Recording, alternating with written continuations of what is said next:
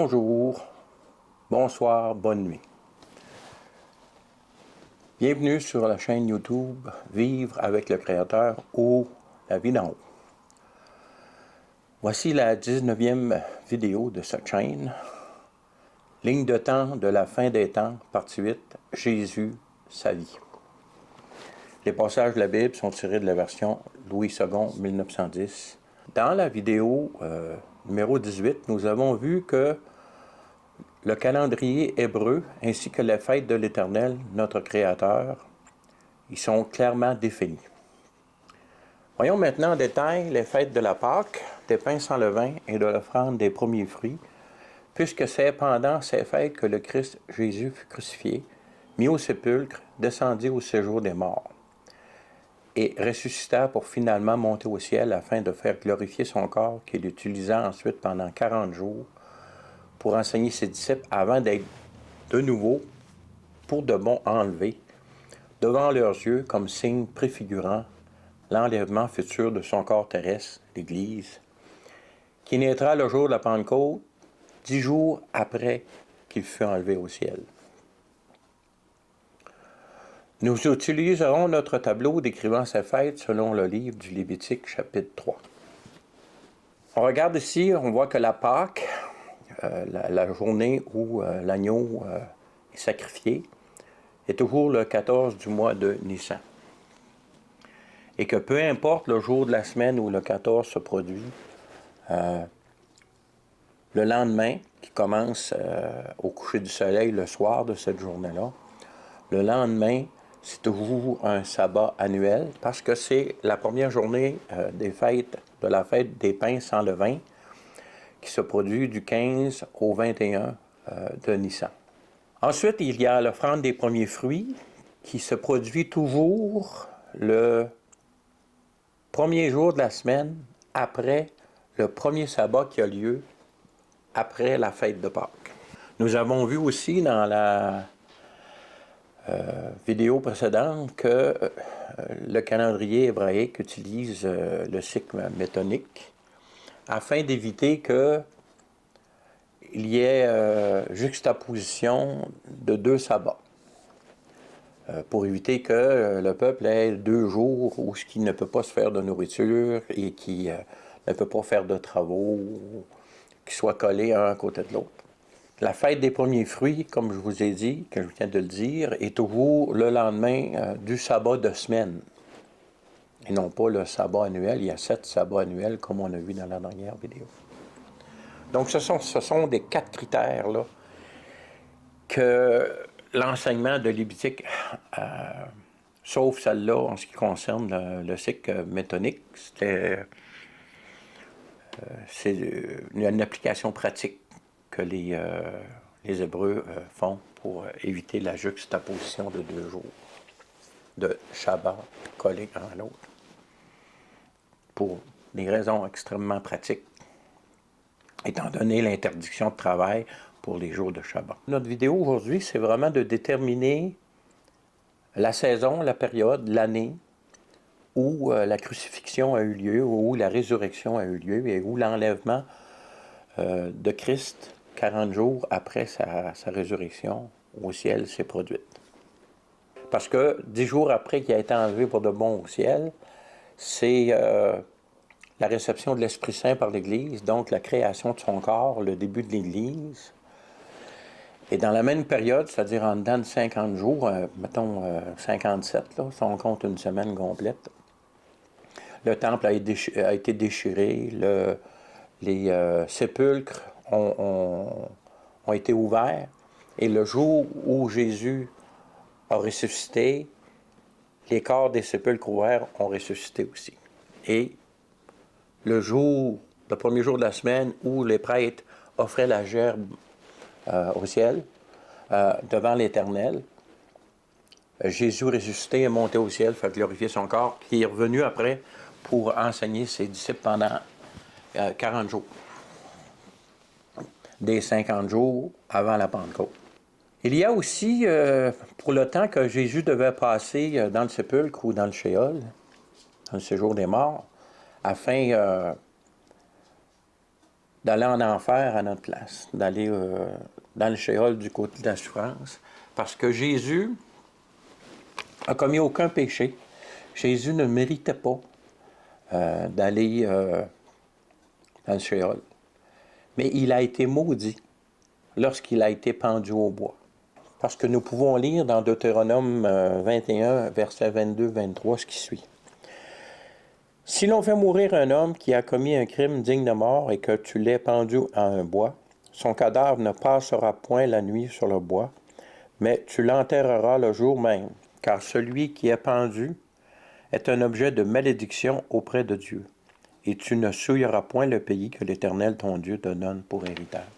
Et dans Galates 3, verset 13, nous lisons, Christ nous a rachetés de la malédiction de la loi, étant devenu malédiction pour nous, car il est écrit, maudit est quiconque est pendu au bois. Alors, Jésus a été maudit par l'action des hommes, par nos péchés. Sa vie sainte ne lui méritait pas d'aller au séjour des morts du côté de la souffrance. Mais parce qu'il a été pendu au bois par l'action des hommes, par nos péchés, il a dû y aller. Quand il est allé du côté de la souffrance, ils n'ont pas pu le garder parce que sa vie sainte, lui, il n'a commis aucun péché. La malédiction qu'il a reçue est le résultat de l'action des hommes.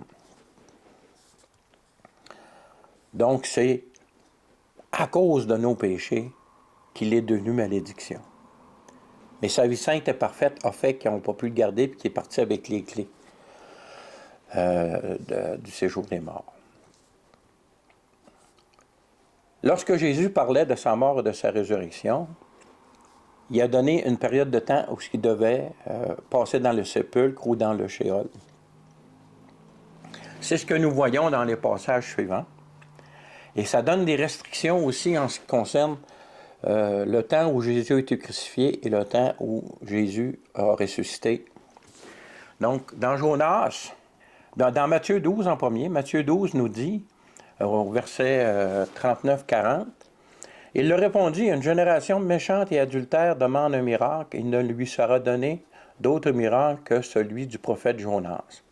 Car de même que Jonas fut 3 jours et 3 nuits dans le ventre d'un grand poisson, de même le Fils de l'homme sera 3 jours et 3 nuits dans le sein de la terre. » Si nous regardons le livre de Jonas, chapitre 1, verset 17, « L'Éternel fit venir un grand poisson pour engloutir Jonas, et Jonas fut dans le ventre du poisson 3 jours et 3 nuits. » On sait que pour les Hébreux, les Juifs, un jour c'est 12 heures, c'est le temps de clarté, et une nuit c'est 12 heures. Lorsqu'on est à l'équinoxe, évidemment. Et le mois de Nissan se produit aux alentours de l'équinoxe. Alors que pour nous, notre façon de penser occidentale, c'est un jour, c'est 24 heures. Mais quand on dit un jour et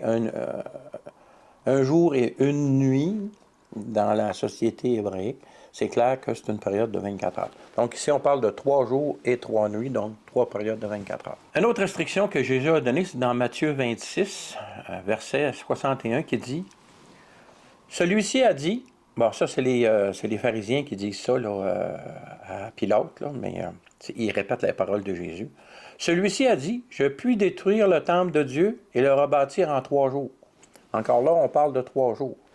Mais ici, étant donné que c'est des Hébreux qui parlent, on peut dire 3 jours de clarté. Donc, 3 fois 12 heures. Mais ça implique, pour qu'il y ait 3 jours de clarté, 3 fois 12 heures, qu'il y ait eu 3 nuits de 12 heures, suite au passage qu'on a lu précédemment. Jean 2 nous dit, au verset 19, « Jésus leur répondit, « Détruisez ce temple, et en 3 jours, je le relèverai. » Donc, c'est clair. La troisième restriction est que le 3e jour, le Christ, Jésus, ressuscitera.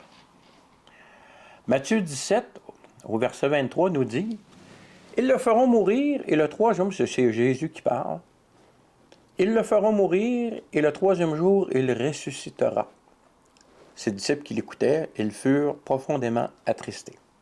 Luc 24 nous dit, au verset 7, et qu'il disait, « Il faut que le Fils de l'homme soit livré entre les mains des pécheurs, qu'il soit crucifié et qu'il ressuscite le troisième jour. » Matthieu 20, au verset 19, dit, « Et ils le livreront aux païens pour qu'ils se moquent de lui, le battent de verge et le crucifient, et le troisième jour, il ressuscitera. »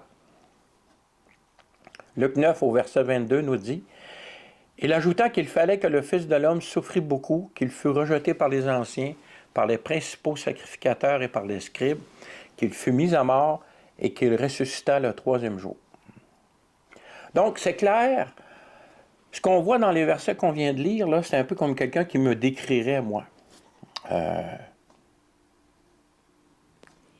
Cette personne a l'air de quoi? Ben, premièrement, porte des lunettes. C'est moi. En ce moment, il n'y a pas de barbe. Et il y a les cheveux sur la teint grisonnants. À chaque fois qu'on rajoute un détail, plus on identifie la personne. Donc, la période de temps qui est clairement identifiée ici, on parle de 3 jours, 3 nuits. On parle que en 3 jours, Jésus va relever le temple de son corps et que le troisième jour, il ressuscitera. Donc, on parle nécessairement d'une période de 72 heures, c'est-à-dire 3 jours, 3 nuits, et que le troisième jour, il ressuscitera, et que ça va prendre 3 jours complets pour relever son corps. On peut prendre la pensée hébraïque que 3 jours, c'est 12 heures de clarté, mais on peut prendre, étant donné qu'il y a le passage qui dit 3 jours et 3 nuits, on en convient que c'est clairement 3 jours de 24 heures. Regardons maintenant la situation des sabbats en fonction du jour de la semaine où arrive le 14 de Nissan. On parle des Shabbats annuels ici. Et j'ai bien sûr préparé un tableau pour le regarder. Chaque diagramme dans le tableau représente 2 semaines. En haut, à gauche, c'est la date du jour qui est sombre en gris. Donc le 14 ici, c'est la journée où Jésus a été crucifié. On sait que c'est le 14 de Nissan, c'est sûr. Donc, le soir, au coucher du soleil, ça devient un Shabbat annuel, ça devient le 15. Donc, dans le coin supérieur gauche que vous voyez, c'est la date de la journée qui a commencé la veille. Et dans le coin inférieur droit, c'est la date de la journée qui a commencé le soir. Ça suit, c'est simple. Le chiffre en gras, au centre de la journée, au centre presque au centre en tout cas, du carré, c'est le nombre de jours passés dans le sépulcre ou dans le Sheol. On sait que le corps a passé 3 jours dans le sépulcre, mais l'âme de Jésus et son esprit, même son esprit, difficile à dire, mais l'âme de Jésus a passé 3 jours dans le Sheol. Puis au bout, à droite, complètement, c'est les conditions s'ils sont remplis ou pas. Lorsqu'ils ne sont pas remplis, c'est en rouge. Lorsqu'ils sont remplis, c'est en vert. Donc, si on regarde le premier rectangle, le premier diagramme en haut, si le 14 de Nissan est un dimanche, un premier jour de semaine, le Shabbat annuel commence le soir, donc c'est le 15. Jésus a été crucifié le 14, donc le 15, à la même heure, ça fait une journée que Jésus est dans le sépulcre, le corps de Jésus dans le sépulcre. Donc le mardi 2, mercredi 3, jeudi 4, 5, 6. Fait que le problème ici pour cette semaine-là, c'est que souvenons-nous que le 21, selon la fête des pains sans levain, c'est aussi un Shabbat annuel. Alors, on se rend compte que lorsqu'on va arriver au Shabbat de semaine, au 7e jour, il va être suivi immédiatement d'un Shabbat annuel. Et c'est à ce moment-là que Marie sont allés au sépulcre parce que c'était plus un Shabbat. Donc, que Jésus soit crucifié un dimanche matin est impossible. Parce qu'il y a 2 Shabbats collés. Et Marie et les autres auraient été au sépulcre lors d'un Shabbat. Alors, c'est impossible. On oublie ça. Si on regarde dans le deuxième rectangle maintenant, il y a le fait aussi que il aurait fallu que Jésus passe 6 jours dans le séjour des morts ou dans le sépulcre. que les passages précédents qu'on vient de lire de la parole, qui est clair que c'était 3 jours. Donc, la possibilité que Jésus a été crucifié un dimanche, c'est tout simplement impossible. Regardons maintenant le deuxième diagramme du tableau. C'est la possibilité où Jésus est crucifié un lundi, soit que le 14 de Nissan soit le lundi. Donc, le lundi soir au coucher du soleil, c'est le 15, c'est un Shabbat annuel. Il n'y a pas de conflit de Shabbat à ce niveau-là. Par contre, il aurait fallu, avant que Jésus soit ressuscité, pour que le dimanche matin, donc le premier jour de la semaine d'après, l'offrande des premiers fruits, ils soient enlevés au ciel, il aurait fallu qu'il reste 5 jours, comme on peut voir. Mardi, ça fait 1, mercredi 2, jeudi 3, vendredi 4, samedi 5. Ça fait 5 jours. C'est trop long, selon les passages des Écritures qu'on a vus auparavant. Par contre, du point de vue des sabbats, il n'y a aucun problème. Le troisième diagramme de ce tableau, c'est si Jésus, le 14 de Nissan, arrive un mardi. Encore là, il n'y a aucun problème de Shabbat collé. Par contre, il aurait fallu que Jésus soit dans le sépulcre pendant 4 jours. Encore là, les passages des Écritures sont clairs en ce qui concerne le livre de Noé comme les évangiles. C'est 3 jours. Si on regarde le quatrième diagramme ici de ce tableau, si ça arrive un mercredi, il n'y a aucun conflit de Shabbat et on tombe à 3 jours dans le sépulcre. Donc, toutes les conditions ici, ils sont respectées. Pas de sabbat collé, parce que le cycle métonique prévenait ça. Et puis, la période de temps que Jésus a dû passer dans le sépulcre est à 3 jours. Regardons le tableau suivant pour continuer notre exercice.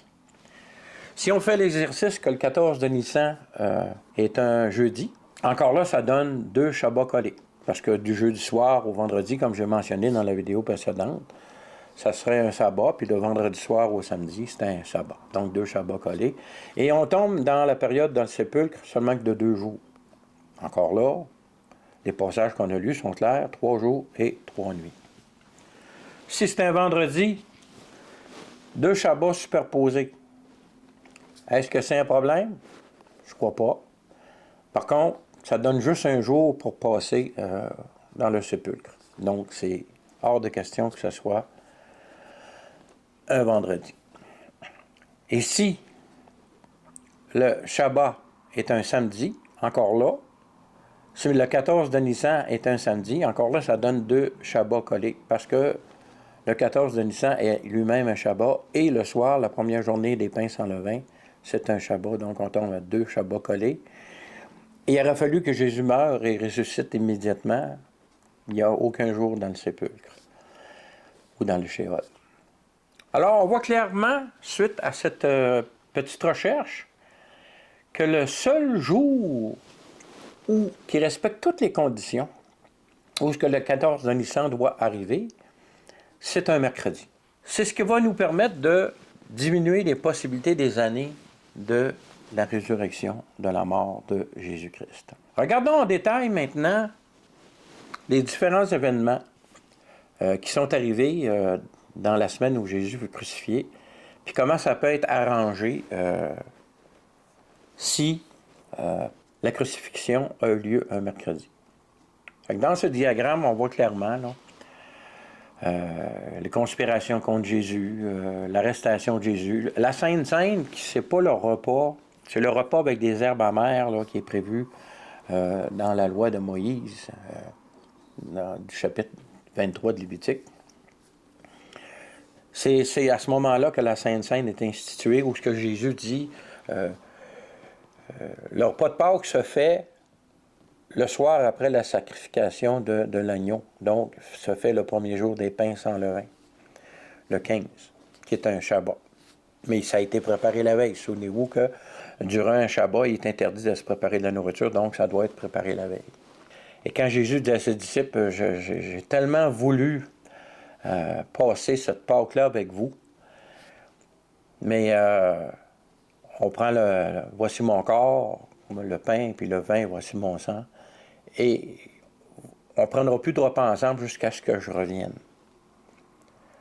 Alors, cette Pâque-là, que Jésus n'a pas pu passer avec ses disciples parce qu'il était lui-même l'agneau sacrifié, il va la passer lorsqu'il va revenir sur terre, à son retour. Fait que le tableau est là, les différents événements qui se produisent selon les évangiles. On voit que Jésus est mort à la 15e heure, puis qui a été mis au tombeau juste avant que le Shabbat commence, parce qu'il ne fallait pas qu'il reste pendu au bois durant le Shabbat.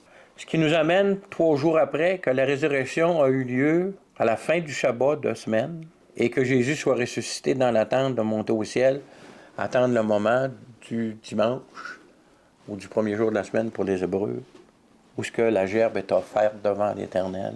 Une des preuves de ça, c'est qu'il dit à Marie, dans les vidéos précédentes, ou la vidéo précédente, j'ai mentionné qu'il a dit à Marie, touche-moi pas, mais c'est pas ce qu'il a dit, si vous lisez les Écritures en détail. Il dit, ne me retiens pas, parce qu'il faut que j'aille pour être glorifié. Parce que dans une des évangiles, je ne me souviens pas laquelle, je pense que c'est Matthieu, on voit que les femmes se prosternent devant le Seigneur et lui touchent les pieds. Alors, on doit prendre tout le contexte et tous les évangiles pour baser notre façon de voir les choses. Donc, souvenons-nous que la parole de Dieu, c'est notre guide, c'est notre appui, c'est notre base solide sur laquelle on doit s'appuyer. Alors, je m'excuse si j'ai dit qu'il a dit à Marie, touche-moi pas, c'est pas ça qu'il a dit, il dit, ne me retiens pas. Par contre, ce qui est arrivé plus tard avec Thomas, ça c'est arrivé, mais Thomas n'a pas osé aller le toucher non plus. Alors, par contre, Jésus a mangé, et puis on voyait que son corps était glorifié. Donc, on voit les différents, comment lorsque Jésus est crucifié mercredi, comment est-ce que toutes les choses prennent leur place. Si on regarde le mois de Nissan 31 après Jésus-Christ, pourquoi 31? On va voir l'année 31, on va voir ça un peu plus tard. Mais regardons ici, dans les encadrés du mardi, mercredi, je décris les journées telles qu'on le voit, nous, dans notre pensée à nous, c'est-à-dire 6 heures, une journée de 24 heures. Par contre, pour les Hébreux, les Juifs, ça commence de 0 à 6 heures le soir. C'est à partir du coucher du soleil, c'est 0 à 6 heures. Parce que c'est des jours de 12 heures, des nuits et des jours de 12 heures, donc l'ensemble de jours et nuits fait 24 heures. Donc, on voit ici, contrairement au tableau qu'on a vu avant, en haut, à gauche, c'est la date du calendrier grégorien, alors qu'en bas, à droite, c'est la date du mois de Nissan. Si on voit au 14 de Nissan, donc, qui commence le mardi soir au coucher du soleil, c'est la Sainte Seine. 6 jours avant ça, tel que dit l'Évangile de Jean, si on recule, 6 jours avant, ça se trouve être le 8 de Nissan, qui commence un mercredi soir au coucher du soleil. Pendant le repas, Marie parfume les pieds de Jésus. Et c'est le lendemain que Jésus rentre en gloire à Jérusalem. On sait que la loi dit que l'agneau qui doit être offert doit être ramené dans la maison le 10 de Nissan, le 10, soit 4 jours avant son sacrifice. Alors, par contre, si on prend les événements décrits dans l'Évangile de Jean, c'est le lendemain où, des 6 jours avant, tel que mentionné, de Pâques, que Jésus rentre à Jérusalem et est acclamé par la foule, puis qu'on met des feuilles de palmier. Le soir même, c'est un Shabbat. Donc, le 10 comme tel, c'est un Shabbat. Est-ce que Jésus pouvait rentrer et que les gens mettent des branches de palmier une journée de sabbat? J'en doute fort. Mais souvenons-nous que quand Jésus parle du Élie qui devait venir avant lui, il dit que c'est Jean-Baptiste. C'est Jean-Baptiste qui est le Élie qui devait venir. Alors on voit que la souveraineté de Dieu lui permet de faire des choses qui respectent sa parole, mais que c'est directement relié à la foi des personnes qui entendent et qui écoutent. Alors on voit ici que tout correspond. C'est un peu moins en détail, mais c'est plus étendu. En conclusion de ce qu'on vient de voir, c'est quand le 14 de Nissan arrive un mercredi, que tout concorde. La résurrection est au bon moment, le 3e jour. Il reste 3 jours dans le sépulcre. Et les femmes vont au sépulcre le lendemain du Shabbat, puis c'est pas un Shabbat annuel, donc ils peuvent y aller. Tout est conforme. Voici un tableau maintenant, les dates de la Pâque donnée par la NASA sur un site de la NASA. Ce site est malheureusement plus accessible. Pour les années 26 à 34 après Jésus-Christ, donc AD ou Anno Domini. Bon, on voit l'équinoxe printanière, première colonne, deuxième colonne, la nouvelle lune. Donc, le premier jour de visibilité de nouvelle lune, où ce que, selon les coutumes hébraïques, c'était le début du mois. Donc, 14 jours après, comme ils disent bien, la date du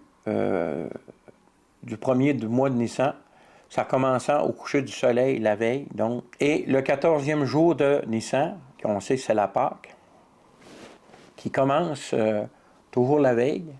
C'est ce qu'on a vu dans notre tableau, le 14 de Nissan, puisque Jésus a probablement été crucifié, c'était un mercredi, donc il avait commencé la veille. Si on regarde les dates à droite, qui sont les dates de notre calendrier grégorien, où la Pâque est arrivée, on voit que dans les années 26 à 34, il y a 2 années où le 14 de Nissan tombe un mercredi, qui commence la veille, le mardi soir au coucher du soleil. On voit que c'est en l'an 28 et en l'an 31, ce qui élimine toutes les autres années. Mais étant donné que ce site-là n'est plus accessible maintenant par Internet, pour je ne sais quelle raison, je me suis dit, il faut vraiment confirmer par un deuxième témoin, parce qu'on se souvient que c'est minimum 2 témoins. Fait que j'ai réutilisé notre site de AstroPixel qu'on a vu lorsqu'on a vu la naissance de Jésus. Et effectivement, comme on peut le voir sur cette page que j'ai photographiée, le 14 de Nissan pour l'an 31 tombe bien un mercredi. Ce qui nous confirme que notre tableau, qui est plus accessible, mais que j'ai réussi à conserver, est bon. Regardons maintenant à la vie de Jésus. On a vu que, selon notre vidéo sur la naissance de Jésus, que il y a deux écoles de pensée. Il y a en -6 ou en -3. -6, -5 ou -3, là. Mais on a vu que suite au fameux recensement de Quirinius, que le -5 était éliminé. Donc, on tombait avec le -3 comme date possible, éventuelle, assez solide. Ce qui élimine, de facto, l'année 28. Parce que pour que Jésus ait 30 ans en 28, il faut que, parce qu'il a commencé son ministère approximativement à 30 ans, tel que nous dit l'Évangile de Jean, il aurait fallu qu'il soit né en -6, -5. Donc, il a commencé son ministère à environ 30 ans, c'est bien marqué environ 30 ans, et non pas 30 ans. Environ 30 ans, et il a été crucifié 3 ans et demi après. Donc, pour qu'il ait été crucifié en 28, il faut que tu enlèves 6 ans. Donc, c'est le -6 qu'on a avant Jésus-Christ. Avant Jésus-Christ, pardon. Donc, de facto, le mercredi 28 avril de l'an 28 est éliminé. Parce que la date qu'on a trouvée, qui est la plus probable de la naissance de Jésus, c'est en -3. Donc, si on regarde la vie de Jésus, on sait que lorsqu'on a 12 ans, on est dans notre 13e année, et c'est un petit peu mêlant. Fait que pour éviter de se mêler, j'ai fait un tableau qui nous montre vraiment la naissance de Jésus en -3, et puis les années qui se chevauchent, là, les années d'âge de Jésus, comme on peut voir dans le tableau, à gauche, et puis toutes les 30 années de Jésus avec les versets qui correspondent. Mais comme le tableau de gauche ne nous permet pas de voir beaucoup, tout ce que j'ai fait, j'ai éliminé les années qui sont moins importantes pour nous, qui sont importantes en fait parce qu'il a fallu que Jésus vive sa vie sans péché. Mais il n'a pas fait de rien de public à part qu'à 12 ans, là, qui est mentionné dans un évangile où il a commencé à enseigner déjà pour son père. Fait que si on regarde là, tableau de droite, le diagramme de droite, on voit que la naissance, si Jésus est né le premier de Tishri, c'est le 11 septembre, -3. On voit que la visite des mages en Matthieu 2, 1 à 12 nous donne, et les anges annoncent au berger, Luc 2, 8 à 20, verset 8 à 20. Donc on voit que lorsque l'an 1 arrive, Jésus a 3 ans. On saute maintenant en l'an 28, qui est justement une année possible avec un mercredi. Par contre, ici on voit que pour que Jésus commence son ministère aux environs de 30 ans, il faut qu'il commence aux alentours de l'an 28. Donc il n'a pas pu être crucifié en l'an 28. Début du ministère de Jésus, tel que mentionné dans Chant 2, verset 13 à 22, puis Luc 3, verset 23. C'est approximativement, on peut déduire que c'est en octobre 27, selon le tableau qu'on a devant nous. Après ça, on voit les années ministères. Première année de ministère, d'octobre 27 à octobre 28. Deuxième année, d'octobre 28, troisième année, octobre 29 à octobre 30. Donc, ça nous donne 3 ans. Puis on sait que Jésus est environ, a été crucifié, bon, ce que la plupart des enseignants, il y avait environ 33 ans et demi. Si Jésus est vraiment né en septembre, ben au mois de Nissan, 25 avril 31, ça donne environ 3 ans et demi. Crucifixion, mercredi le 25 avril 31, Jésus aurait eu 33 ans et quelques mois, s'il est effectivement né le 11 septembre. Mais on a vu que la période dans laquelle que Jésus pouvait être né était du fin mois d'août à la mi-septembre, maximum.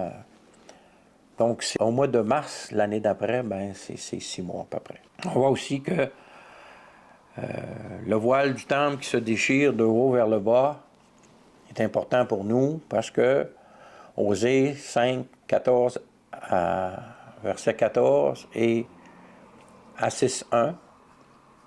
Puis Matthieu 15, 38, Matthieu 27, c'est marqué que c'est déchiré, que l'Éternel déchire. Que le voile est déchiré dans les évangiles, et dans Osée, c'est que l'Éternel déchire. Donc, ce qu'on peut voir ici, avec ces tableaux-là, c'est que Jésus, en étant né en -3, crucifié en 31, c'est possible. Dans le temps, ça va avec le ministère de Jésus qui a commencé aux environs de 30 ans et qui a duré pendant 3 ans et demi environ. J'ai trouvé un enseignement sur YouTube au sujet de la connaissance de Dieu chez les Chinois anciens et j'ai découvert des choses intéressantes.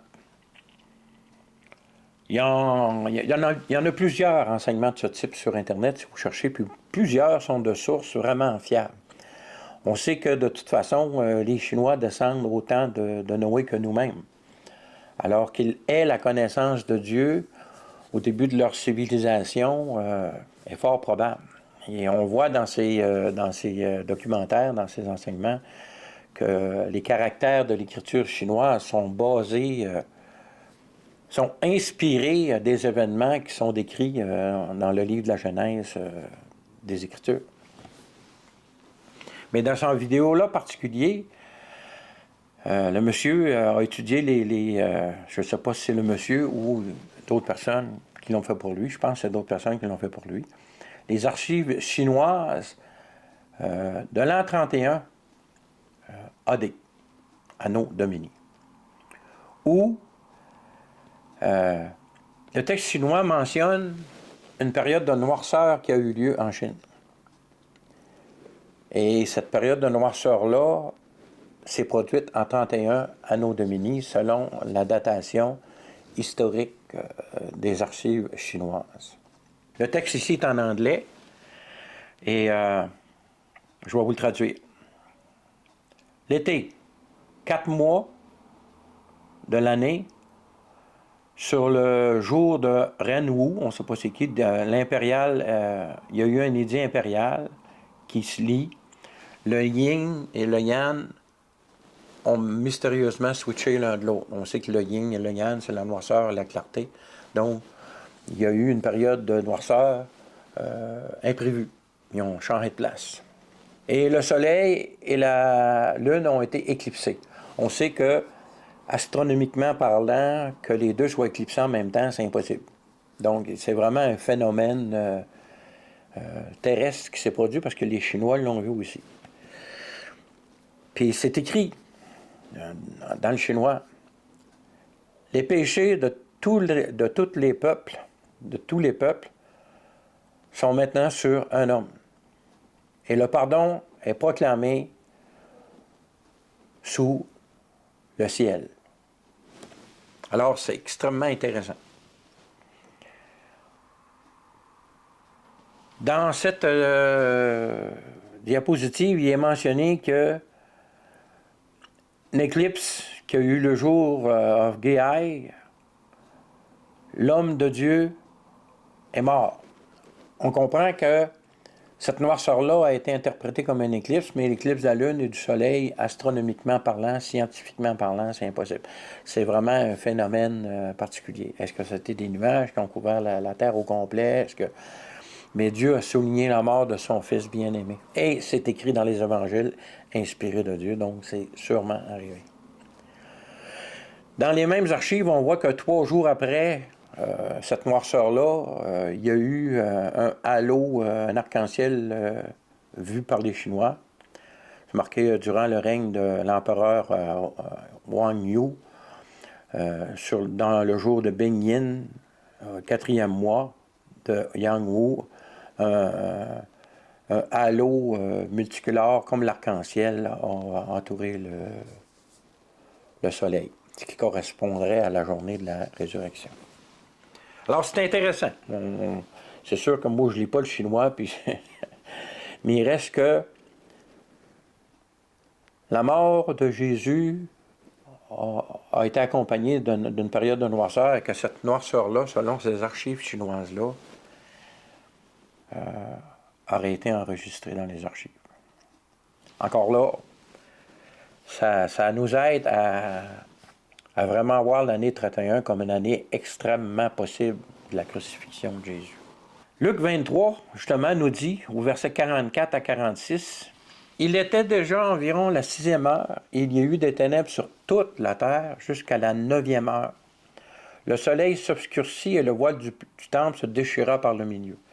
Jésus s'écria d'une voix forte, « Père, je remets mon esprit entre tes mains. » En disant ces paroles, il expira. Donc,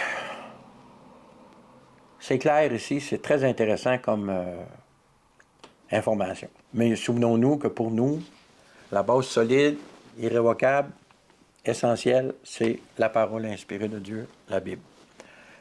Ce que notre Créateur nous a laissé comme livre pour nous aider à le connaître et à croire en lui, afin de pouvoir le rencontrer. En conclusion, il semble très probable que l'année de la crucifixion et de la résurrection soit bien en 31 après Jésus le Christ.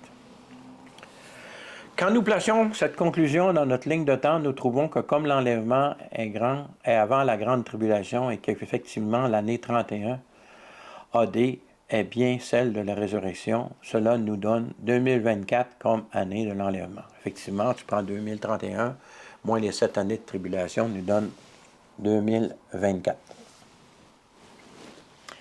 Si ce n'est pas le cas, il vaut mieux être prêt. Parce que si ce n'est pas le cas, dans le sens que est-ce que l'enlèvement va avoir lieu immédiatement avant le début des 7 années de la grande tribulation? On ne sait pas, ça peut arriver avant. Alors, il vaut mieux être prêt maintenant. Rappelons-nous aussi, dans une vidéo précédente, on a vu que les signes du réveil de Welch et la venue du virus, vus en parallèle avec le temps de Noé, qui nous donnait aussi 2024 pour l'année de l'enlèvement. Alors, soyons prêts.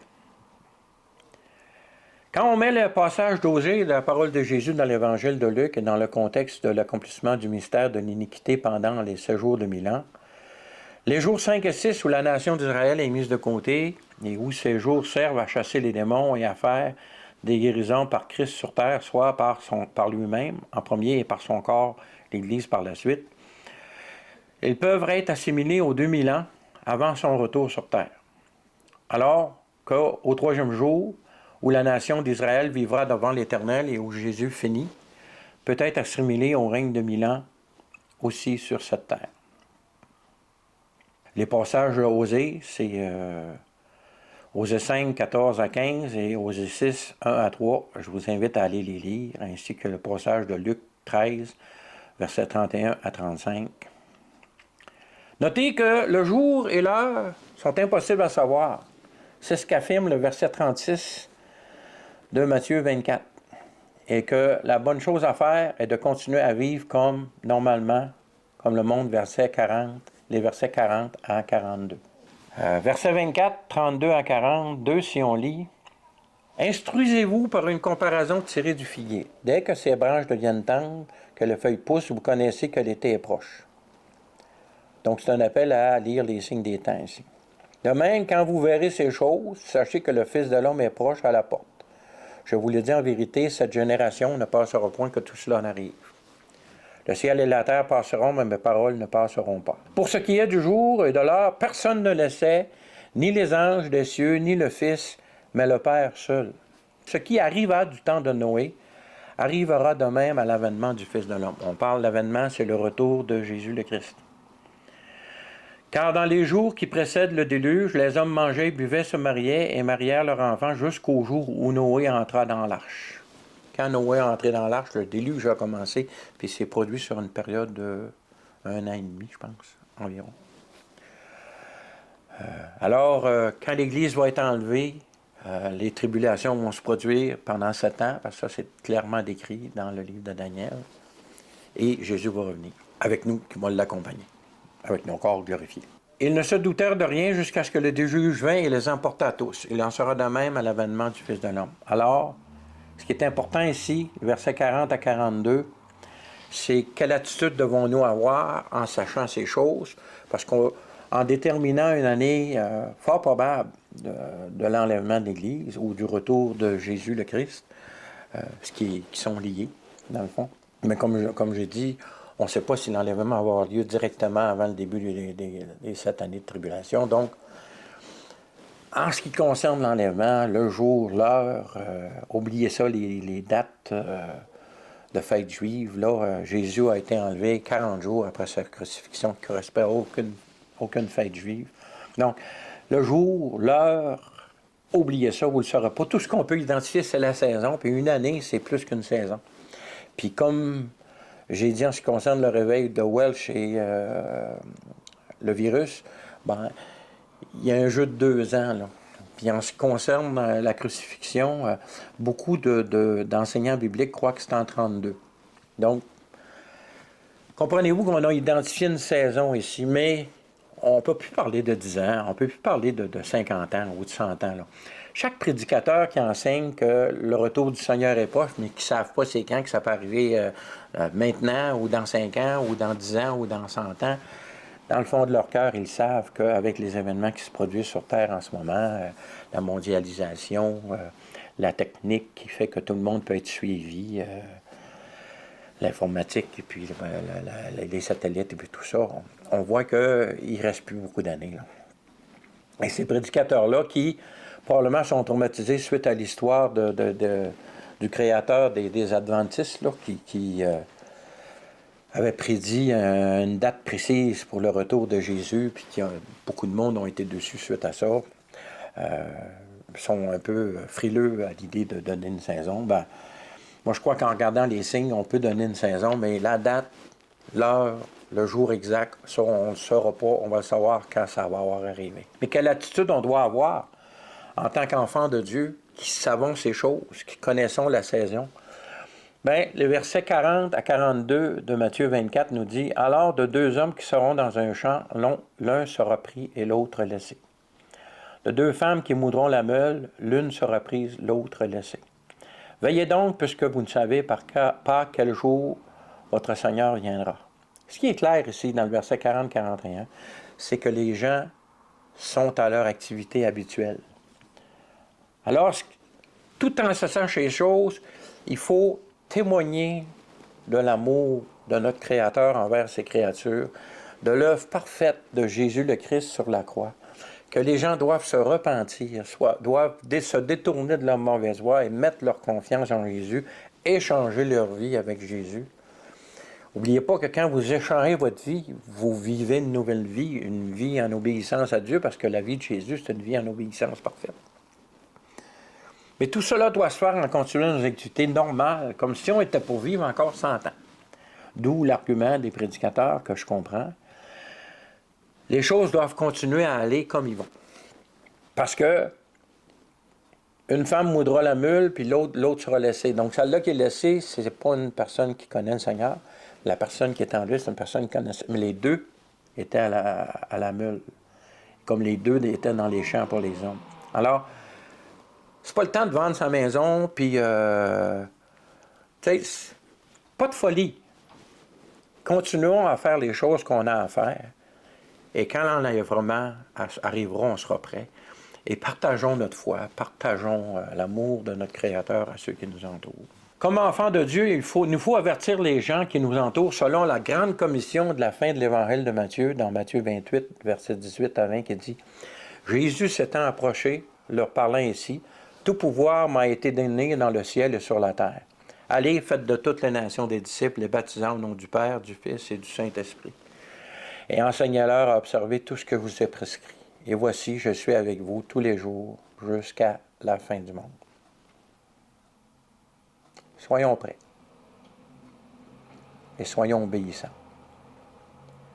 Comment être sûr que nous sommes prêts? Bien, ce sera le sujet de la prochaine vidéo. Sur ce, je vous dis, soyez bénis. À la prochaine, si Dieu le veut.